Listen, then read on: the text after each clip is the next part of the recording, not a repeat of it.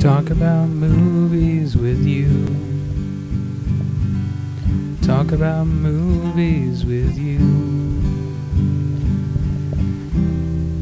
We'll learn about behind the scenes and deeper meanings, 'cause this is just a film review. Hi, and welcome to another episode of Film Recommendations. In this episode, I'm going back to the multiple movie format, and I'll be talking about a few movies I've already covered and a few movies I haven't. Some of these are ones that you'll see on TV or that you can easily download, and many of them legally to download or watch online. And they're ones that you've probably already seen, but I'm going to discuss in brief as I can, what makes them good or what makes them kind of an acquired taste, shall we say. So the first movie up is Monty Python and the Holy Grail. This film came out in the 1970s. I want to say the early 70s, and it was basically following their success with And Now for Something Completely Different, in which they reenacted for film a lot of their most popular sketches, kind of as a fan service to all of the fans in America and Britain. And anyway, Monty Python and the Holy Grail is actually a remarkably intelligent movie for people who know medieval history. It basically, the Arthurian legend is supposed to take place after the fall of Rome, or around the time of the Roman invasion of Britain, and different tellings of the legend basically have Arthur taking and founding a new Rome in Britain, by uniting several of the kingdoms together to form a good kingdom and whatnot. And he's good because God ordained him and all this stuff. But in reality, your average kingdom was ruled over by by a king who was only elected king by both popular vote and the Council of Elders.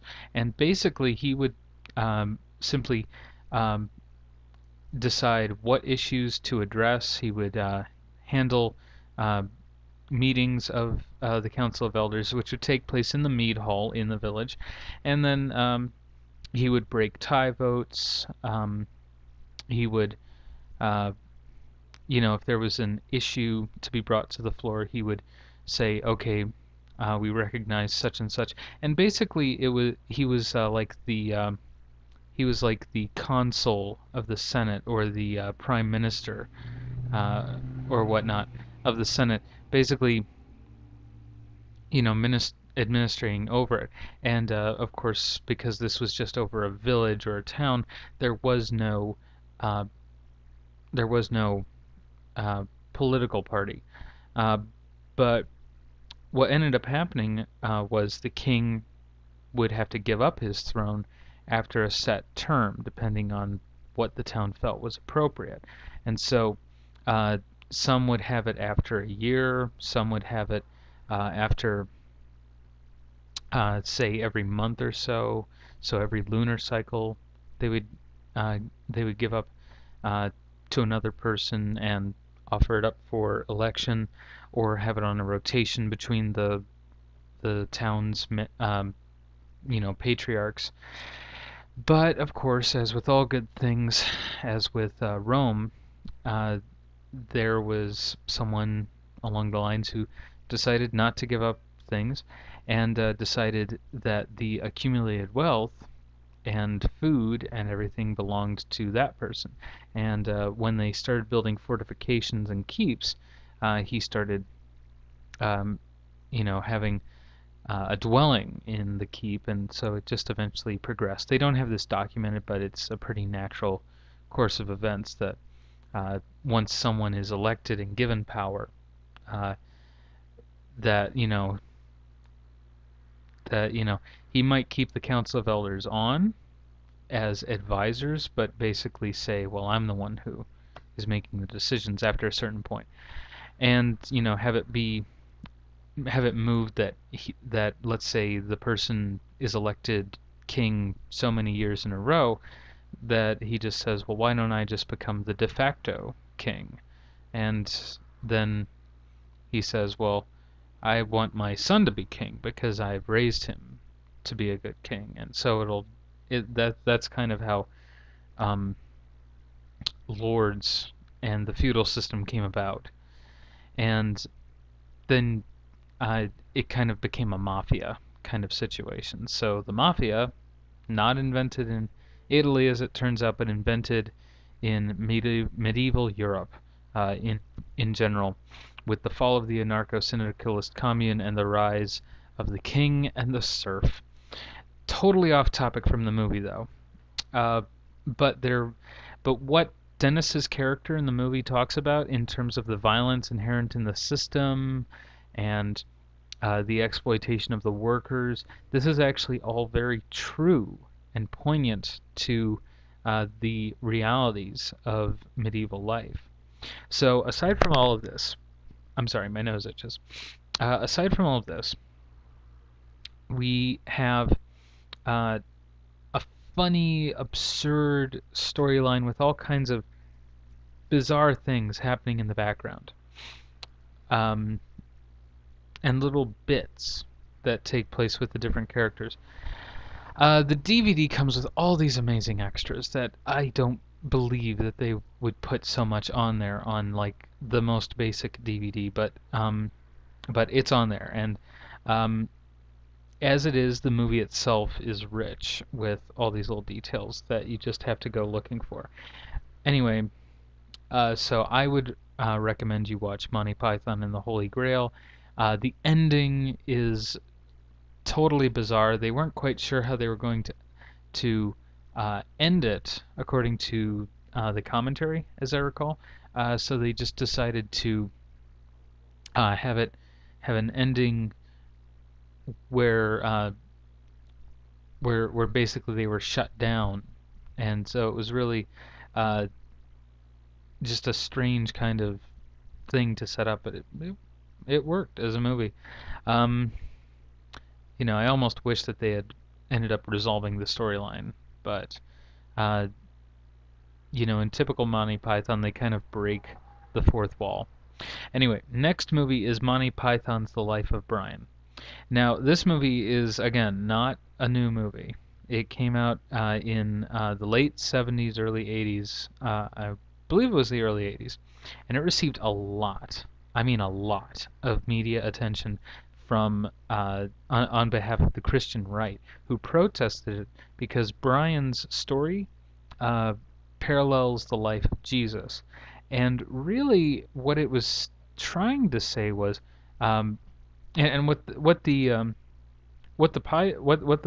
Python guys were trying to do was they were trying to tell the story of Jesus without and saying what it must have been like from Jesus's perspective to be, forced into being a Messiah almost.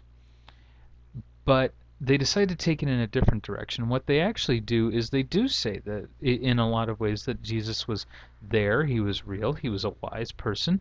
He may or may not have been the Messiah. They don't answer that question, but they do hint at it very, very substantially right at the beginning by having Jesus shining with light from the manger, and Brian is actually next door in a little house with his mother, and the three wise men accidentally go to Brian's house first, and so it's not as if they're saying that Brian was really the Messiah.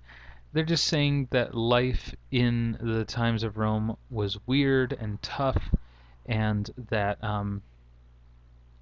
it isn't easy for a person to be a leader, and so it wasn't easy for it couldn't have been very easy for Jesus, even if he was the Son of God.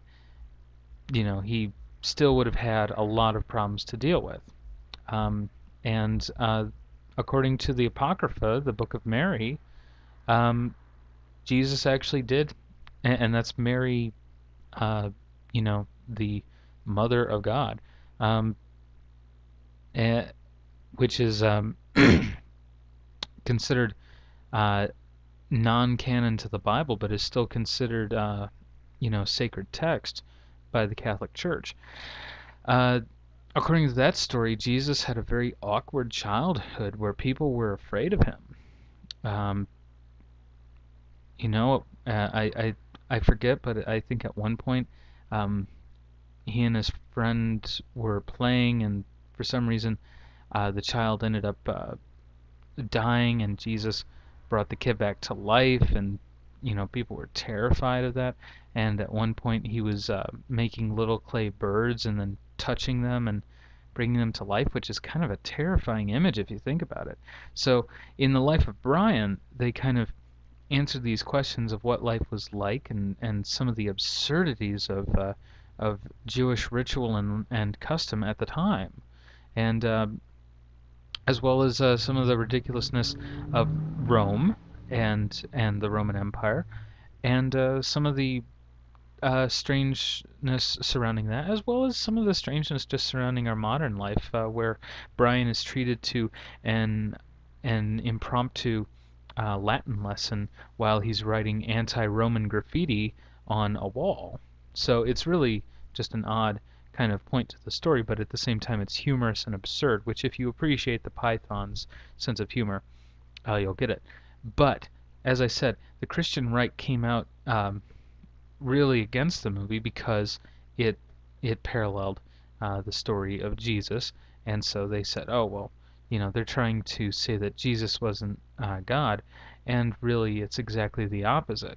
And what's more, they actually had Brian's character played by the only Jewish member of Monty Python's Flying Circus, Graham Chapman, who was also a doctor, a medical doctor, and one of the amazing things about seeing him on set was that he would, between takes, because they were in the Holy Land, he would go over to a nearby hospital and treat wounds, and he'd be in a white coat and acting very much like a doctor, and then he would smoke his pipe, and he was a very dignified, classy kind of guy outside of the Python troupe. But also he was the only gay member of the Monty Python troupe, and they had him playing this straight Jewish character. So it was very funny when you know the backstory, but it's also very funny just to watch him kind of go around acting in it. There are wonderful humorous points to the story, and the actors do different things.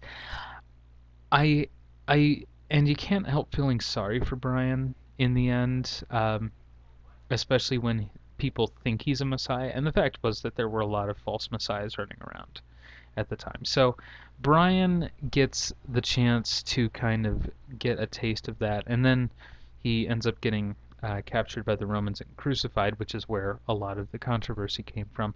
But he doesn't pretend for a minute like he's God, and nobody pretends for a minute like he's God. And in fact, he spends all his time as soon as they think he's the Messiah saying, "I'm not the Messiah," and then they say, "Oh, well, only the true Messiah would say that they weren't." And you can see the trap that comes in there. So then he says, "Well, then I am the Messiah," and then they say he admits it, he is the Messiah, so he can't win. It's a catch-22. So the life of Brian is just a wonderful, delightful romp in the true tradition of Monty Python. It was their fourth movie, actually.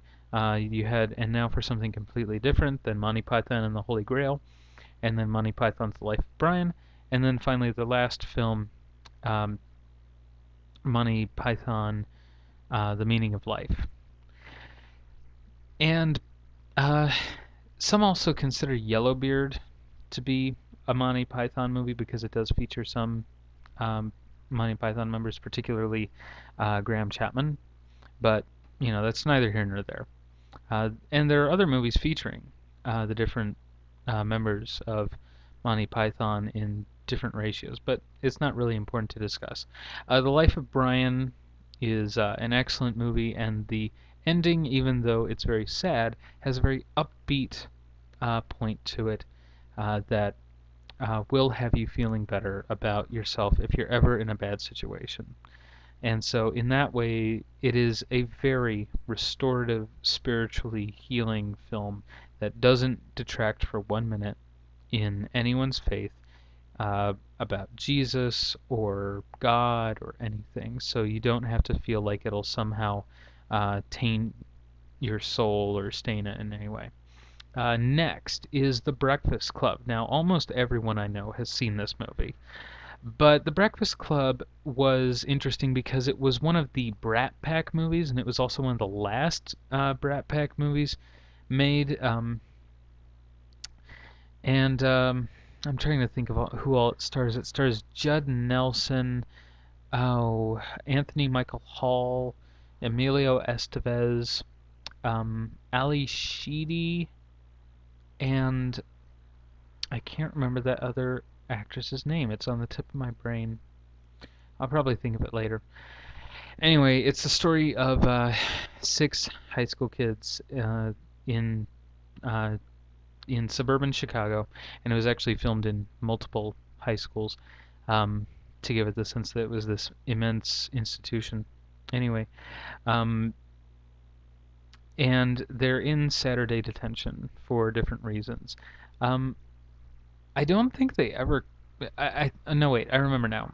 The popular girl, Claire, played by the actress whose name I can't remember, um, she is in detention for skipping class because I guess she went to the mall or something. And Emilio Estevez's character is there because he played a prank on one of the guys in on his football team, I guess it was, or in gym class. Uh, Judd Nelson's character, John Bender, set off the fire alarm. Um, Anthony Michael Hall's character, Brian Johnson, he he had a flare gun go off in his locker because he was going to try and attempt suicide, but he didn't realize it was a flare gun. He thought it was a bullet gun. Ali Sheedy just decided to be there, and because she is ignored by her parents, and she's very much a goth, and I love that. I love Ali Sheedy just because she played one of the quintessential goths in the movies. And on top of that, the jock actually goes for her. Unfortunately, the jock goes for her when she takes off the black clothing and all the black eyeliner. And I'm just like, dude, come on, embrace the darkness. Anyway, um, so yeah, there are some. The principal is a true and quintessential dick, and they play up to that wonderfully in this movie. He's actually the vice principal, and anyway, he watches them, uh, and they're able to kind of bond, and it's a little bit romantic. And I was watching this on AMC, rather, not ABC, AMC, with a little text commentary at the bottom to talk about what John Hughes intended with some of the different storytelling elements in the movie. Apparently, the joke that Judd Nelson is reciting to himself as he's climbing across the ceiling tiles through the building um, to sneak back into the library after he's been locked in a storage closet um, by the vice principal for disrupting the Saturday detention. He's crawling through the ceiling tiles to get back into the library, and he's reciting a joke that he just made up off the top of his head for no reason. And nobody really knows the ending to it. So, but another thing that I actually thought was really cheesy and kind of ruined the movie for me was that John Hughes apparently used this one song um, that then they're all dancing to in kind of weird, lame, cheesy ways. And the song lyrics talk about "we are not alone," kind of stuff, and it celebrates the fact that they are now all friends, and it's like, come on. You know, they spend a day together kind of talking about their problems and crying because, oh, being a teenager is so hard. And yes, I went through a hard teenage years. I went through some of the hardest teenage years that I can think of.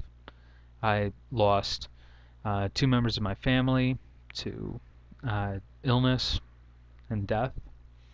Not to mention a dog, you know, like right around the same time. Like literally, dog, then one member of my family, then another member of my family, then a fourth member of my family shortly thereafter went totally, you know, Fruit Loop, and had to be, you know, dealt with. Um, and, you know, it's all understandable to happen. But at the same time, this is all stuff you have to deal with, and then on top of that, you're in high school, and you have to deal with, you know, the guys calling you a fag, and the girls not wanting to talk to you, and for me, I was a fat kid. Imagine that, and you know, I ended up with all kinds of problems, and at the same time as all this was going on, before I even realized I was goth or anything, uh, you had the school shootings in Columbine and other places going on. This stuff was not taking place back as much in the 80s, and so having a kid, a character who was a smart kid, an intelligent kid who passed all his classes really easily, try and kill himself over grades was actually pretty heavy stuff that a lot of people weren't consciously dealing with. They weren't realizing how much pressure was being put on teenagers to perform in school. So aside from all that, I don't really like the whole storytelling element where, oh, we're happy because we're all friends and we're all different from one another, but we can all still be friends because we're just kids in the end. And you know, I don't know why they even called themselves the Breakfast Club. Brian just kind of gave them that name.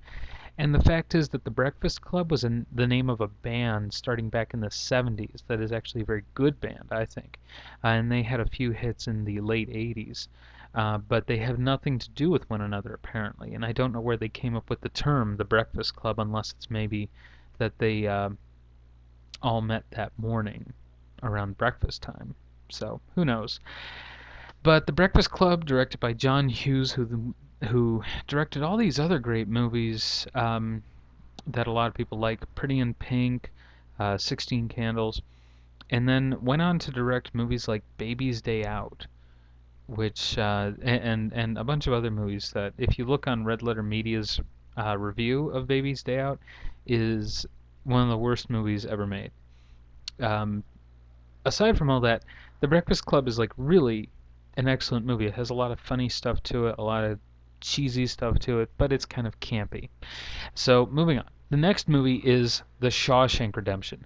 Now, this is based on a short story by Stephen King, who, if you don't know who Stephen King is, he is one of the biggest authors in the Western world. And it's a story of a man who is falsely accused and convicted of murdering his wife and his wife's lover that she was cheating on him with. He goes.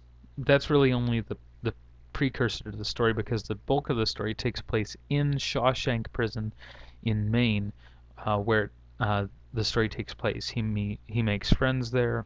He gets attacked and repeatedly sexually assaulted, as well as physically assaulted by a group of guys that just do that sort of thing, because that's the way they get their gratification, and they're rapists by habit. There are all kinds of great characters in this story, and a wonderful overarching plot that you have to go back and watch the movie a second time in order to catch all the little stuff, because just as you're getting towards the end of the movie, where you think, you know, God, Andy Dufresne, who's played by Tim Robbins and is the main character, he's doomed. Just as uh, things look darkest, something wonderful happens, and you don't know how it happened uh, until you finally get it all unraveled for you by Morgan Freeman's character. And if you've heard me talk about Morgan Freeman in this series, then you know that I think that Morgan Freeman is one of those great characters who can play anything.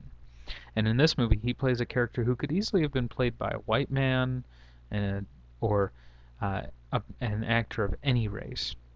But he plays a wonderful character. He narrates the entire movie, which is really one of the reasons why we now recognize him as a great narrator.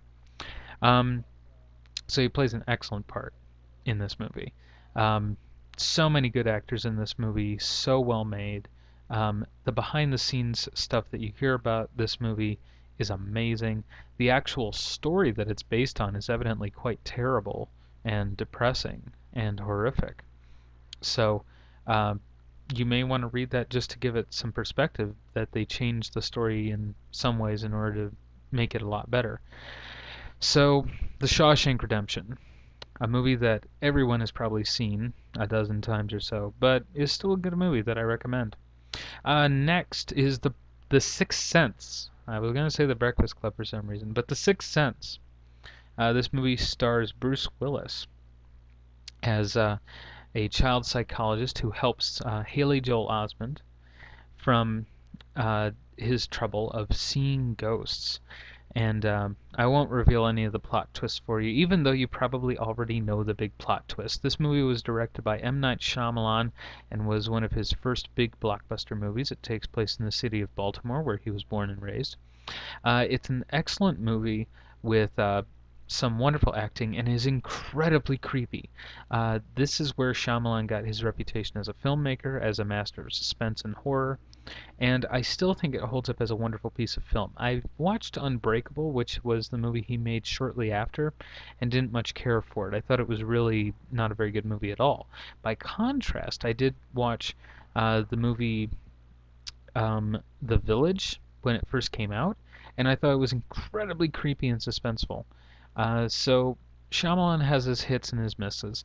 I also heard that his movie Avatar, the Last Airbender movie, was apparently quite awful. So, but then again, that wasn't one that he helped write. He just directed it. I don't know why they would pick him as the director other than because they think he's a good storyteller and because they wanted to have some kind of weird twist at the end. I actually thought that Unbreakable was good in terms of the relationships that they show between Bruce Willis's character and the son's character and the wife. I think that's a good movie in terms of all of that, but I cannot stand Samuel L. Jackson's acting and all the other plot elements. I think that the rest of the movie would have been better if they had left out all of Samuel L. Jackson's nonsense. But on the other hand, it is a good movie. It holds up. Unbreakable does. Uh, Besides that, I do want to say that The Sixth Sense is definitely not for children. Unbreakable might be okay for teens, but The Sixth Sense, I wouldn't even recommend it for teenagers, to be honest. As I also wouldn't recommend The Village, just because kids got enough scary stuff in life. Let them watch Doctor Who if they want to get something scary, because Doctor Who can get pretty scary, especially the newer series that started with all the different actors this last decade that they've had. Aside from that, next movie, Transformers. Now everyone again has seen this movie. Stars Shia LaBeouf, and it's about giant transforming robots, and it's based on the old 80s television series and comic book and toy franchise. And it was directed by Michael Bay, who also directed Pearl Harbor and all the other Transformers movies. You've probably seen this movie by now. I liked the movie, the music Linkin Park did for it. I liked the fact that they brought back the Transformers. I thought it was kind of cool the way they did it, but I thought that at the same time having them just fly apart and made out of a million different little pieces that then somehow all magically come together to form this perfect looking object, like Soundwave becomes a cell phone and a boom box, and then what else? Uh, the having all their different pieces just flying, to different parts of them so that it's almost a fluid transformation is just insane, and I don't care for it. But that's me. So I think that Transformers was so-so. I think it was made mostly as a fan service for, to cash in on the franchise. Uh, they could have just as easily tried to come up with some newer ideas, but at this point, Hollywood isn't interested in what's new. Hence my next movie, which is the original Die Hard, which came out in 1988 when I was only 6 years old. Uh, this movie stars Bruce Willis, one of those actors that is just very versatile, and he plays a New York cop visiting his wife in L.A., who temporarily separated from him while he has a backlog of work to take care of, and she gets things settled in L.A. He decides to visit for Christmas and meets her at her office. He decides to meet her for Christmas at a Christmas party that her office is holding, and then go celebrate Christmas with their two children, boy and a girl.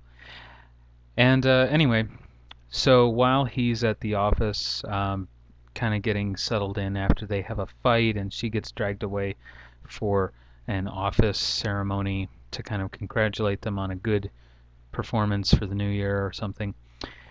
They end up getting seized by terrorists, or are they terrorists? If you haven't seen this movie by now, it's a sensational action movie. It is one of the quintessential, by which I mean it is one of the main ideas, the epitome, the perfect example of an action movie. There is some violence in this movie, mostly towards the middle and the end, just because the bad guys keep stepping up the game and everything.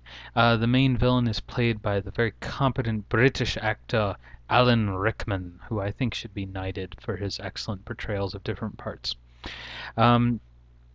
Anyway, this film has Reginald VelJohnson, who you may remember also as the dad.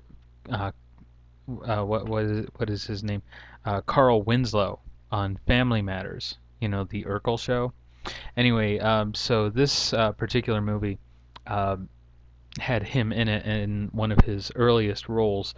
He also actually played an ambulance driver in the action movie Remo Williams, which I believe I recommended in a different episode. And he's always played a cop and a tough guy, but apparently in actuality he's a writer of short fiction and gay. But they always portray him as a straight married guy. So it's just kind of funny. But, he's actually one of the most underrated actors, I think. But he really gets a good starring role in this movie. So they let him shine as an actor. He just plays a great character. All of that aside, I definitely have to recommend Die Hard because it is one of the few action movies that's kind of formulaic, but you can stand. And all other action movies after it tried to knock off of it for plot points and everything. The Steven Seagal movies come to mind a lot, where you have the final battle between the good guy and the bad guy. The film is just well written, well directed, well acted, well put together. The way they film it is very crisp, and it produced. I won't say that Die Hard 2 was an especially good sequel, but it was good. It was entertaining, and had kind of the same feel of the first Die Hard. And it also took place at Christmas, but this time in an airport. I want to say outside of Washington D.C. And it had a lot of the same actors from the first film, which is really cool. Um, then Die Hard 3, Die Hard with a Vengeance, came out actually a good number of years after and was really excellent. It had Jeremy Irons and Samuel L. Jackson playing opposite Bruce Willis, and it was just phenomenal. And that one, instead of taking place at Christmas or in any kind of building, took place all over New York in the middle of the summer. So it was a totally different kind of film, but it was just excellent. And then they made Live Free or Die Hard, and I didn't feel that it was that good, even with the Kevin Smith cameo, because I'm not that fan of Kevin Smith as an actor, or even that much as a director, but I feel that um, having him cameo as fan service to nerds was stupid. And then having Bruce Willis be like not tech savvy, so he and kind of playing the grizzly old man, he almost acted like John McCain or something. It was really strange. I didn't like the way that they played up McClane, the character of John McClane. A little bit of an eerie similarity in sound. Anyway, so the first Die Hard, though, is just excellent, and you can watch it several times and have different things to appreciate every time. One thing that I find a little bit weird, and you may notice this, is that the guy that they have pretending to be a security guard for the bad guys, uh, he's pretending to be the regular security guard at the front desk. He looks eerily a bit like Huey Lewis from Huey Lewis and the News, but I can tell he's not because he doesn't have Huey Lewis's voice. But see for yourself. His hair is a little bit lighter, and he's a little bit taller and lankier, because Huey Lewis is a little bit beefier in general. But yeah, see if you don't look at him and think, "Holy crap, that's Huey Lewis." But no, it's not. Sadly, it would have been kind of creepy if they had Huey Lewis play that part. Anyway, so yeah, Die Hard came out in 1988. Honestly can't remember the director off the top of my head, although I'm sure it's gonna be, slapping me later on, like, oh, why didn't you know that? Kind of like the name of the actress from The Breakfast Club who played Claire. It's just Molly Ringwald. I remembered. Okay, anyway. The next film is Disney Pixar's Up, and of course this is a animated movie that probably everyone has seen. It's a good movie. I like it. For one thing, I like the fact that they actually have a hero named Carl, which you never see in films nowadays. Carl is usually, some tertiary character or side character, and they just never bother having a character with that name. Um, and what's more, he's an old man, and I like to think that old people are actually pretty cool in general. They can be very cool individuals because they have experience, and they uh, they sometimes aren't ready for everything that happens, but you know uh, some of the older people in my life are just amazing, and I would not trade them for anything in the world, let alone a younger version of them, because you just can't make up for that. But the film is touching. Um, you have the story of the scout who, I guess, his parents got divorced and the dad moved away, um, or maybe the dad died. I forget, to be honest, about that detail. But there's so many wonderful things in the movie to notice. Um, it's not my favorite Pixar movie, which is The Incredibles, but it is easily, like, I want to say, my second favorite. It doesn't quite have the creepy, sad tone that Wally had about the environment and about corporations um, and about people just sitting in their chairs and gradually growing fatter and fatter and losing all their bone mass and becoming basically like infants cared for by machines. I found that particular vision of the future very, very unsettling. Um, on the other hand, Up, they actually do have like uh, they actually do have some elements of the story featured, as I recall. I think um, I think they actually like featured um, B&L by and large batteries somewhere um, in the film. I can't remember. No, I remember now. They featured it in Toy Story 2. They had him run on by and large batteries or something like that. Maybe it was Toy Story 3. Yeah, I think it was Toy Story 3. Anyway, so it's just kind of sad that they had this, but the opening montage, just the first time I watched it, I was like, oh my God, it's so sad. They never got to go on their wild adventure, and they never got to spend their money on going to South America to explore and see sights and everything because life got in the way. And it's so sad that they weren't able to conceive a child uh, because she was infertile or something. And it's just one of those opening montages where you just fall apart. And it's one of those wonderful ways that Pixar is able to tell a story without even really any words being said. They are true artists and visionaries, and they have a wonderful team of different collaborators working on their storytelling and their storyboards so that they can do this. Um, it's one of the reasons why Incredibles is my favorite movie is because it's essentially a silent movie. You could have no words said in that entire movie and be able to tell exactly what is going on because the characters are expressive. You can tell um, what they're thinking without it even being said. Really, uh, like when Mr. Incredible comes in late, and his wife is waiting there for him, and it's just one of those things where you have to kind of watch it. But I found The Incredibles to be an excellent movie, and I found Up to be just as excellent. I thought that having them, um, ride around in a zeppelin called the Spirit of Adventure was wonderful because he got to be like his hero, even though his hero wasn't really the cool guy he thought he was. He turned out to be a bad guy because he was alone all those years with those dogs, and because uh, he was only chasing after animals for his own glory, and it just became about him. Anyway, so um, yeah, uh, Up is just an excellent movie. I love the absurdity of it, and I love at the same time just the defiance against the growth of everything. He keeps the house. He the house gets set down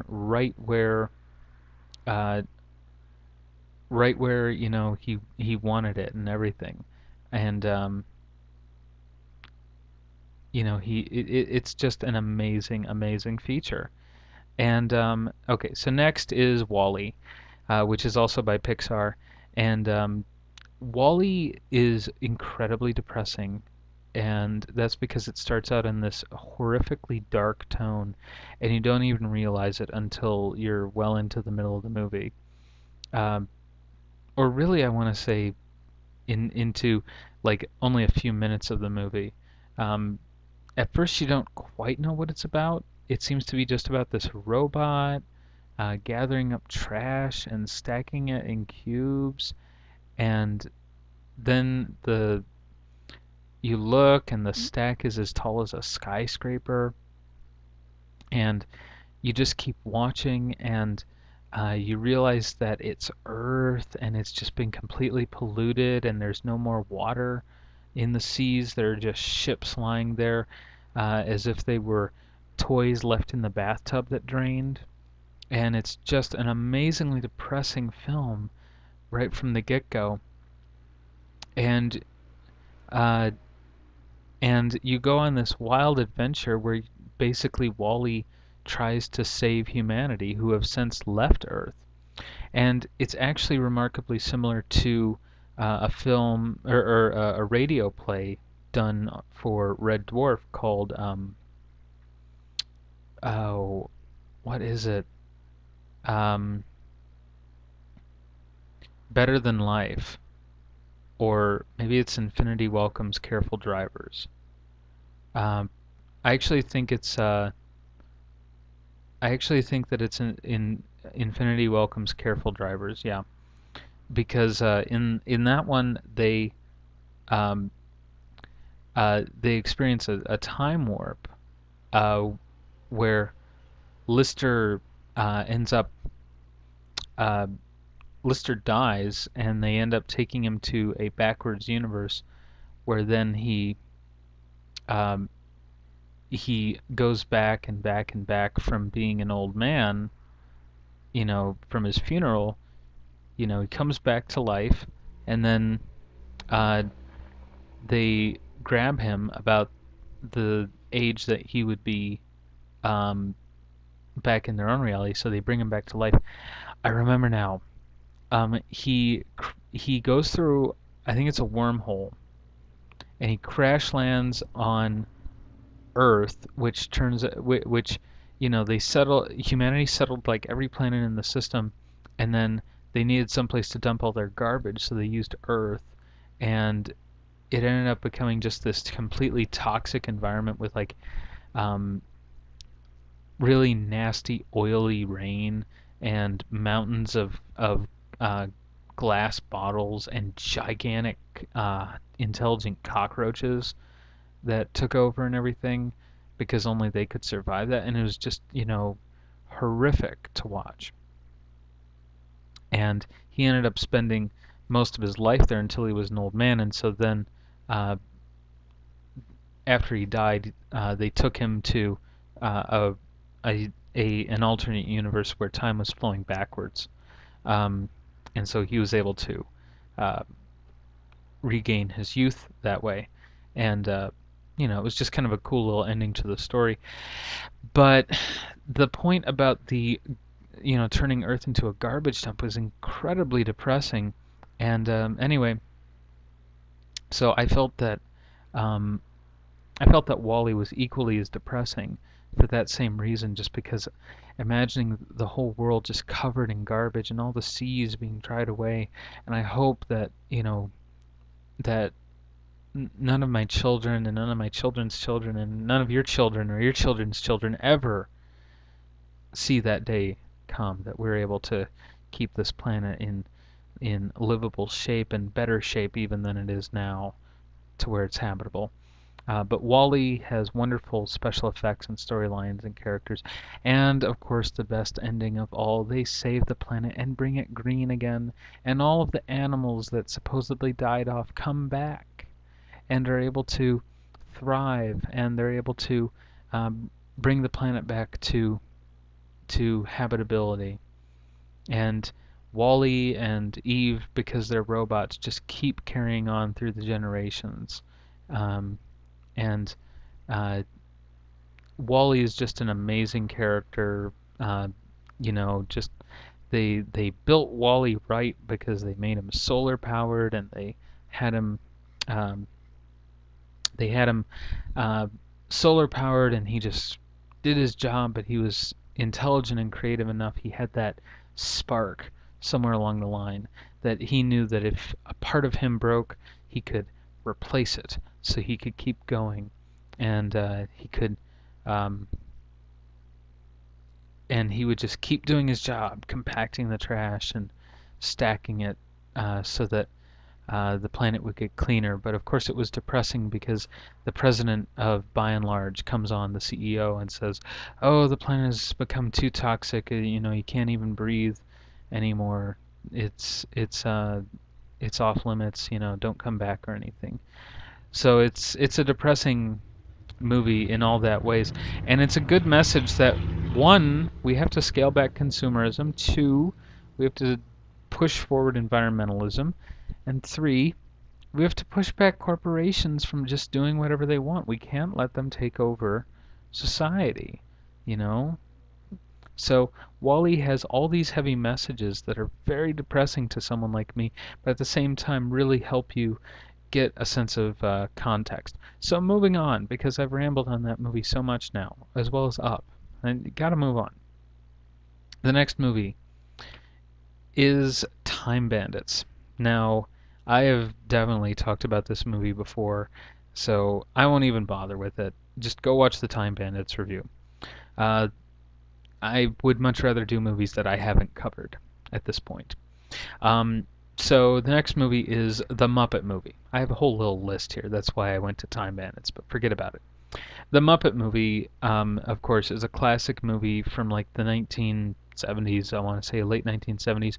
Great celebrity cameos in this movie, as is tradition with the Muppets. It was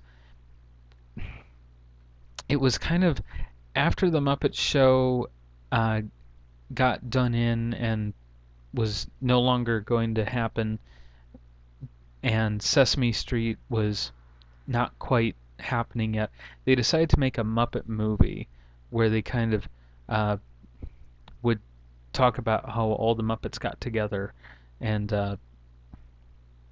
it has wonderful songs written by what is his name? Williams. It's something Williams. I can't remember. Anyway, that's gonna bother me. It's another one of those things where I can't remember the name. Anyway, uh, so uh, and I believe he actually plays a cameo. But you have great actors in this movie. Um, Charles Durning plays a Colonel Claude Hopper, who is chasing after Kermit to be his spokesperson for the Fried Frog Legs franchise that he owns. And you have wonderful stories. One of my favorite songs.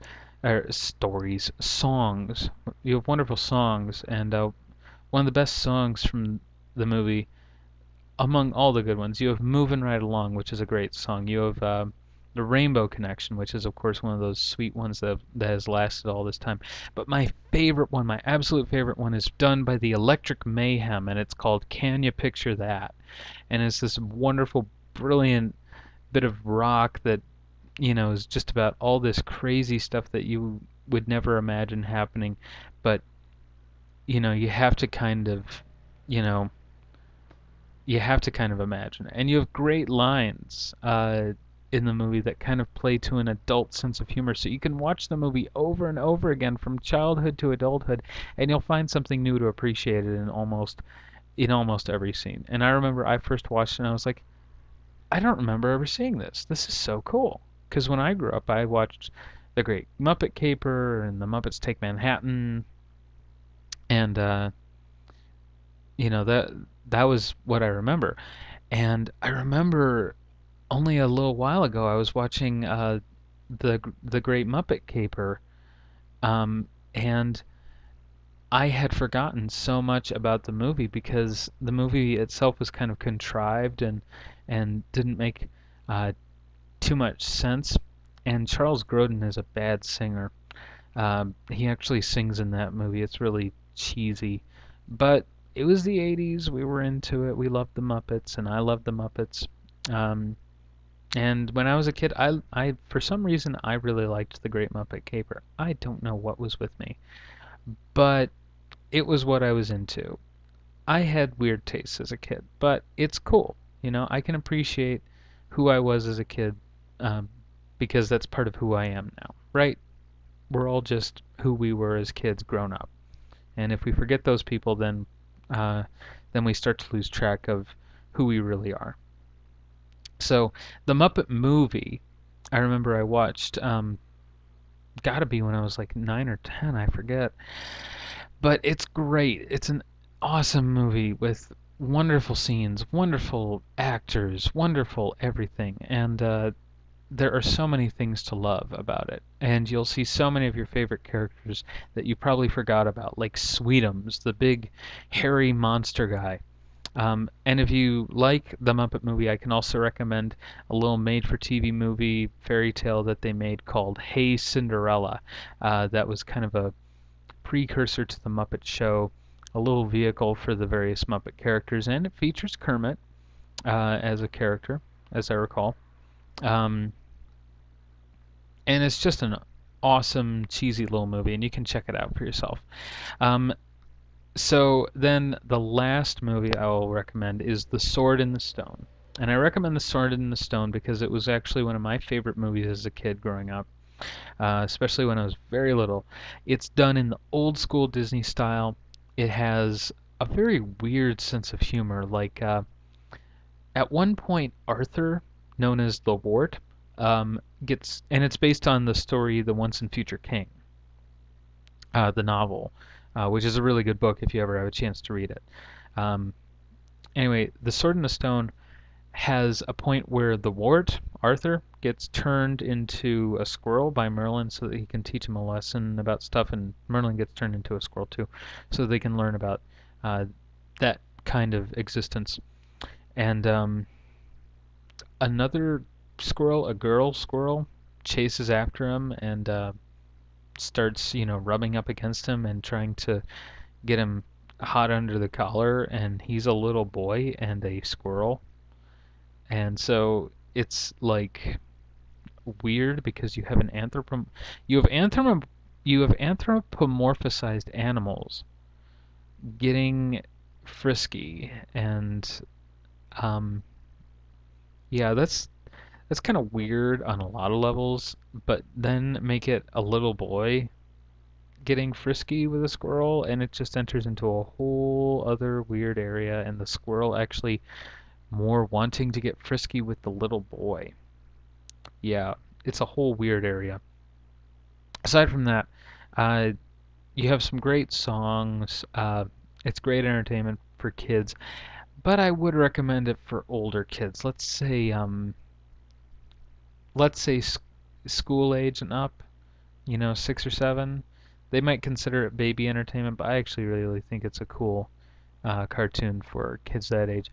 And I watched it back when I was probably 3 or 4, and I still thought it was awesome, even though I didn't get a lot of the weirder stuff.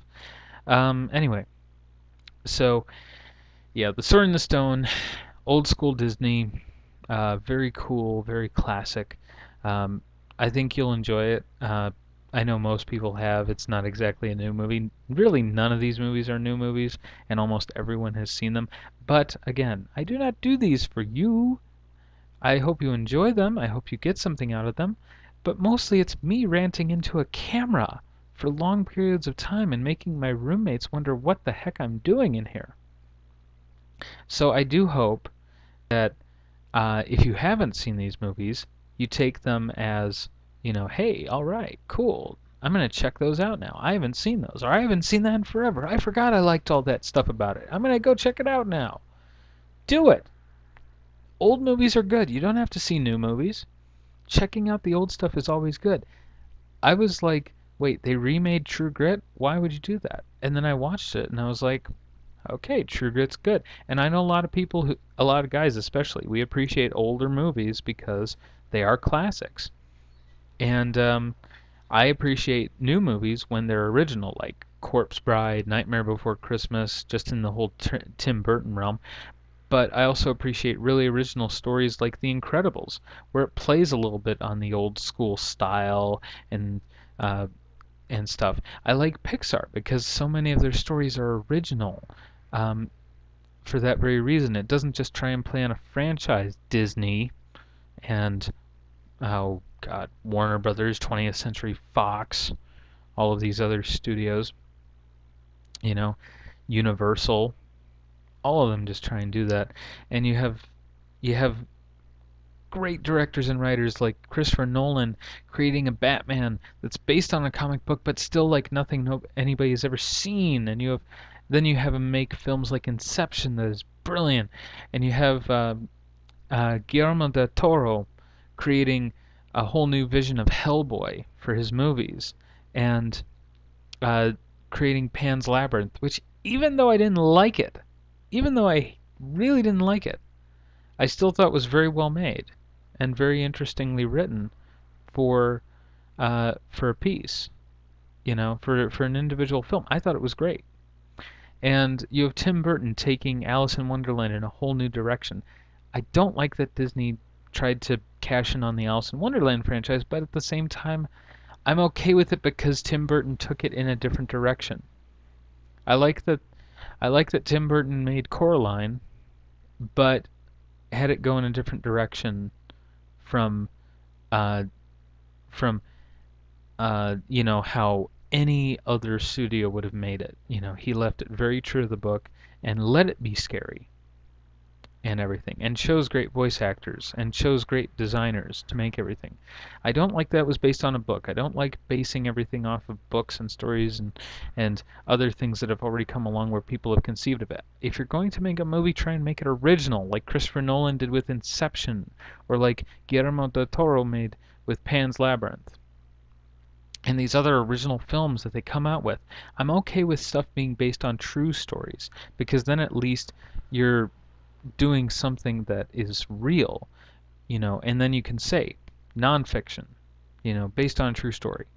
Whereas your fiction, by the time you filter it through the remake cycle, like Green Hornet and King Kong, it gets watered down and tired, and you end up just kind of watching it and watching it.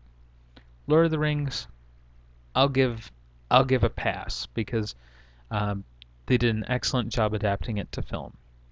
So anyway, I've rambled long enough, and this is probably going to be the longest episode of Film Recommendations ever uploaded. So that's it for this episode of Film Recommendations. Bye-bye.